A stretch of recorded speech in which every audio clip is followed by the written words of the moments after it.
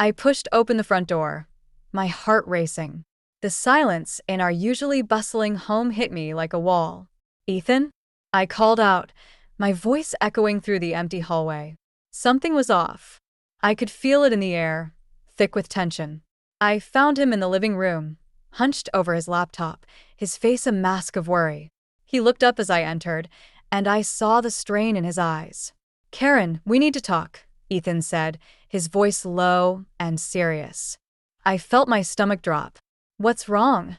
He ran a hand through his hair, a gesture I'd seen 1,000 times when he was stressed. "It's Mom. She's in trouble, Karen. Financial trouble." I blinked, trying to process this. Margaret had always seemed so put together, so stable. "What?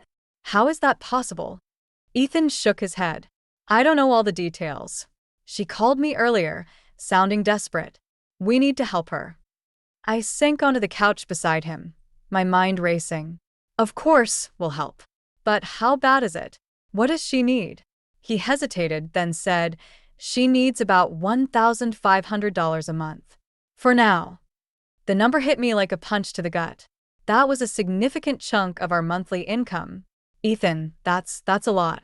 Are you sure?" "Karen, she's my mother. We can't just leave her hanging." I nodded, trying to push aside my doubts. "You're right. We'll figure it out. I can cut back on some things. Maybe pick up some overtime at work." Ethan's relief was palpable. He leaned in and kissed me on the cheek. "Thank you. I knew I could count on you."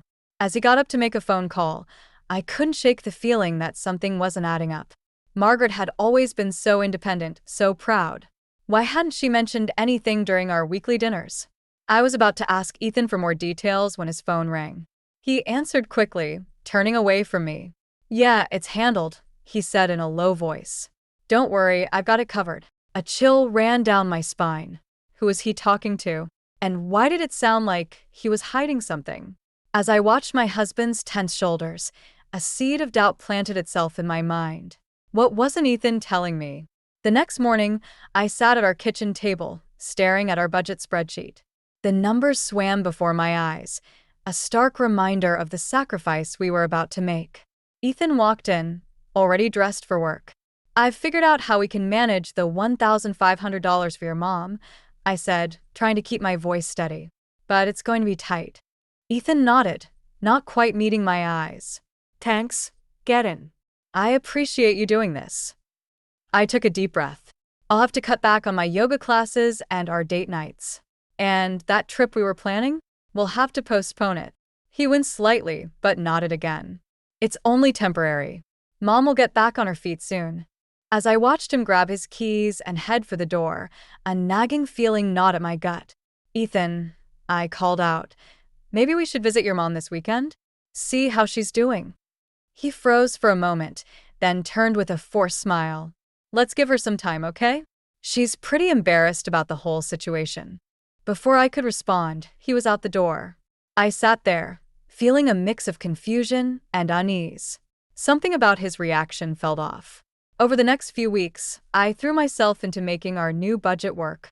I picked up extra shifts at the office and scrimped on every expense I could.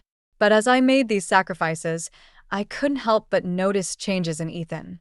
He started coming home later, often smelling of cologne I didn't recognize. His phone would buzz at odd hours, and he'd step out of the room to answer. When I asked about Margaret, he'd give vague responses and quickly change the subject. One night, as I lay awake listening to Ethan's steady breathing beside me, I made a decision. I needed answers, and I knew just who to talk to. The next day, I called my best friend, Laura. "Can we meet for coffee?" I asked, my voice trembling slightly. "There's something I need to talk about." As I hung up, I felt a mix of dread and determination. Whatever was going on, I was going to get to the bottom of it. Little did I know, the truth would be far worse than anything I could have imagined.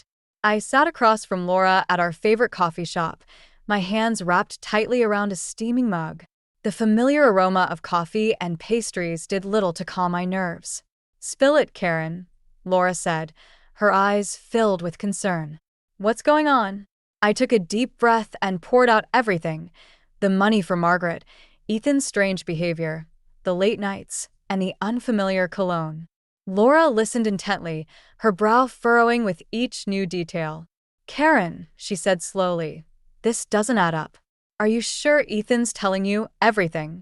Her words hit me like a punch to the gut. I want to believe him, but something feels wrong. I admit it, my voice barely above a whisper. Laura reached across the table and squeezed my hand. "Have you talked to Margaret directly?" I shook my head. "Ethan said she's embarrassed about the situation. He doesn't want me to bring it up with her." "That's convenient," Laura muttered. She leaned in closer. "Karen, I hate to say this, but you need to do some digging. Check your bank statements, his phone records, anything you can get your hands on." The thought of snooping through Ethan's things made me uncomfortable, but I knew Laura was right.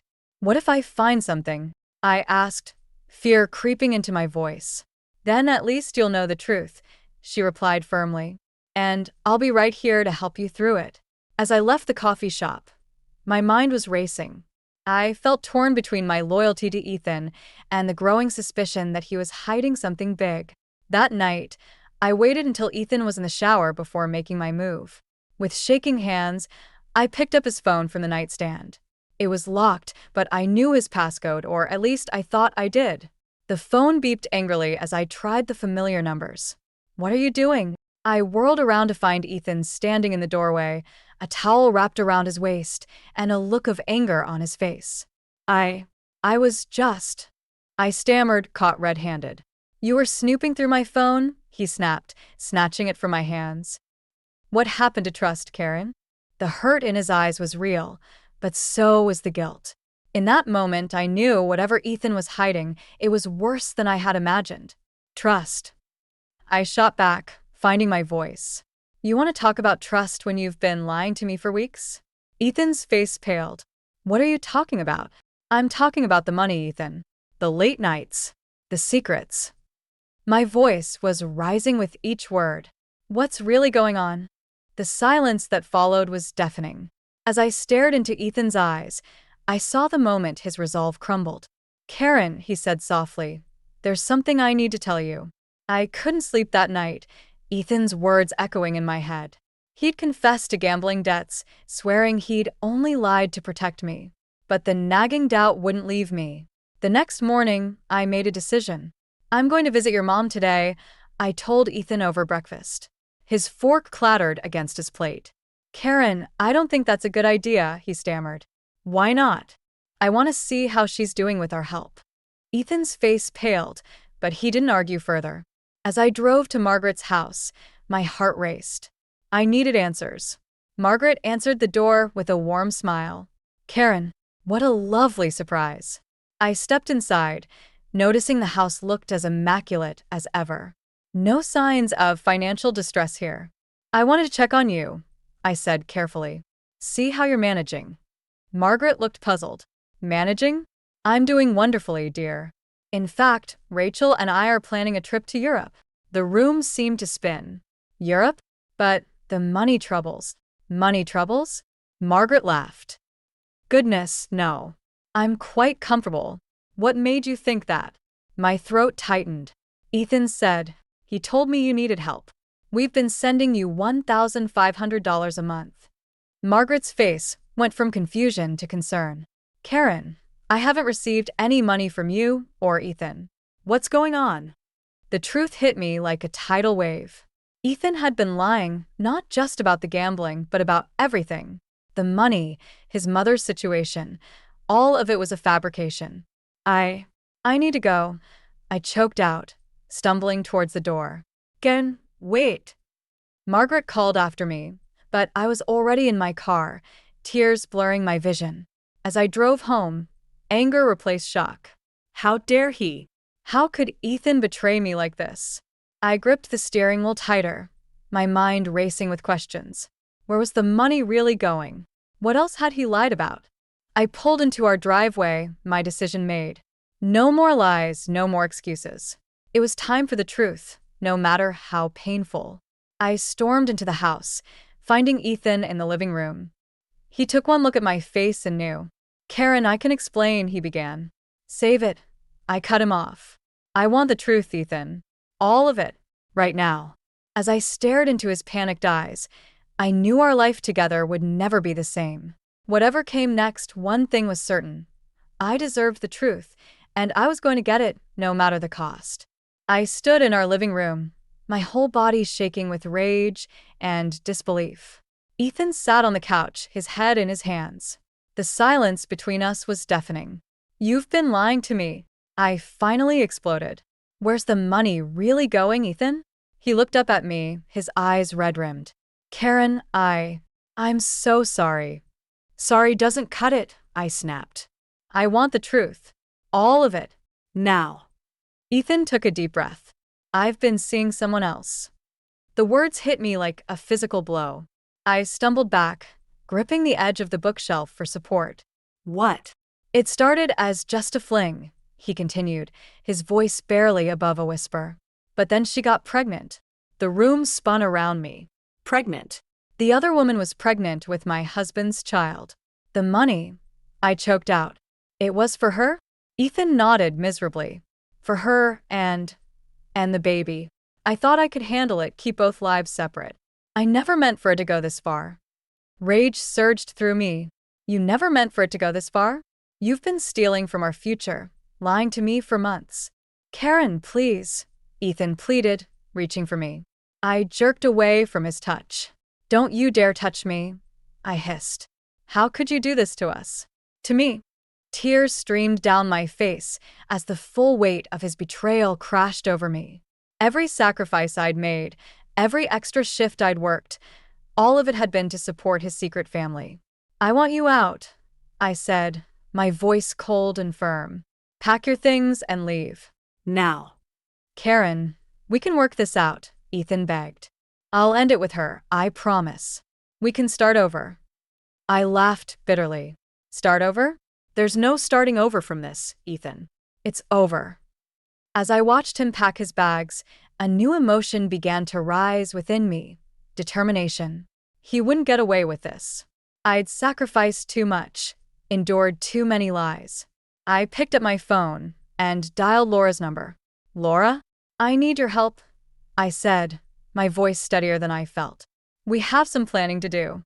As Ethan walked out the door, I made a promise to myself. This wasn't the end. It was just the beginning of my revenge. I sat at Laura's kitchen table, surrounded by a sea of papers, bank statements, phone records, and screenshots of text messages. My hands shook as I sorted through the evidence of Ethan's betrayal. "I want him to pay for what he's done," I said, my voice trembling with a mix of anger and determination. "He can't get away with this." Laura nodded, her eyes filled with fierce loyalty. "We'll make sure he doesn't. Let's gather everything we need." For hours, we pored over the documents, piecing together the extent of Ethan's deceit. The more we uncovered, the more my resolve strengthened. This wasn't just about the affair or the money, it was about reclaiming my dignity. "We need to expose him," I said, slamming my hand on the table. "Not just to me, but to everyone." Laura leaned forward, her expression serious. "Are you sure, Karen? Once we do this, there's no going back." I took a deep breath, considering the weight of my decision. Then I nodded. "I'm sure. He's taken enough from me. It's time I took back control." We spent the next few days meticulously planning. I reached out to Margaret and Rachel, inviting them to a surprise celebration for Ethan. I contacted his colleagues and our mutual friends. All the while, my heart raced with anticipation and fear. The night before the gathering, doubt crept in. Was I going too far? Could I really go through with this public humiliation? As if sensing my hesitation, Laura squeezed my hand. "Remember why we're doing this, Karen. Remember all the lies, all the pain he's caused." Her words steeled my resolve. I thought of all the nights I'd worked late, all the sacrifices I'd made, believing I was helping family. I thought of Ethan's other woman, carrying his child while I remained oblivious. "You're right," I said, my voice stronger now. "He needs to face the consequences of his actions." That night, as I lay in bed staring at the ceiling, I felt a strange calm settle over me. Tomorrow, everything would change. Tomorrow, I would reclaim my life. As dawn broke, I rose and began to prepare. Each step felt momentous. Choosing my outfit, reviewing our evidence one last time, rehearsing what I would say. This was it. The point of no return. In a few hours, I would stand before our friends and family and tear down the facade of our perfect life. I would expose Ethan for who he truly was. My phone buzzed. A text from Laura. "Are you ready?" I took a deep breath, steeling myself for what was to come. "Ready," I typed back, my fingers steady and sure. It was time to set my plan in motion. My heart pounded as I stood before the gathered crowd in our living room. Ethan's family, our friends, and colleagues, all here under the pretense of a surprise celebration. If only they knew the truth they were about to hear. Ethan beamed at me, oblivious to what was coming. "Karen, what's all this about?" I took a deep breath, steeling myself. "Everyone, I have something to share. Ethan has been lying to us all." The room fell silent. I could feel all eyes on me, confusion and concern etched on their faces. "Karen, what are you talking about?" Ethan's voice wavered, a hint of panic creeping in. I turned to face him directly. "Tell them, Ethan. Tell them about the money you've been stealing from our savings. Tell them about your pregnant mistress." Gasps echoed through the room. Margaret's hand flew to her mouth in shock. "That's not true," Ethan stammered, his face pale. "Karen, you're confused." "No more lies," I shouted, my voice breaking. I grabbed the folder of evidence and began distributing copies to everyone. "It's all here, bank statements, text messages, everything."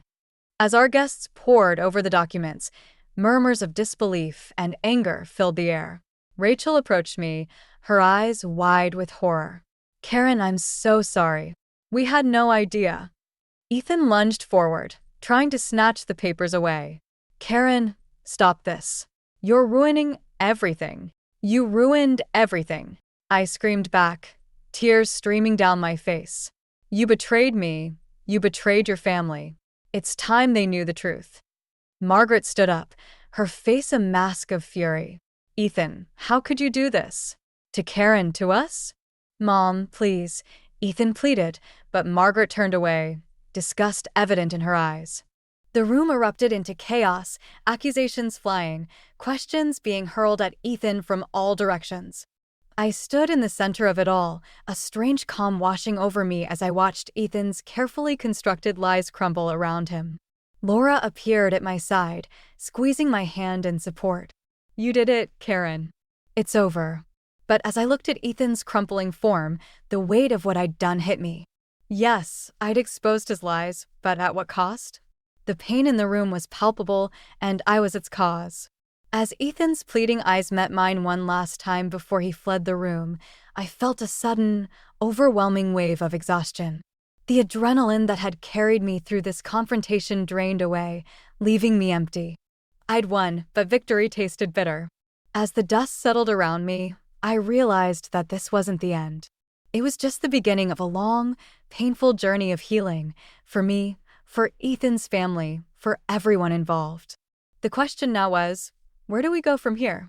6 months after the explosive revelation, I stood in my new apartment, surrounded by boxes and the promise of a fresh start.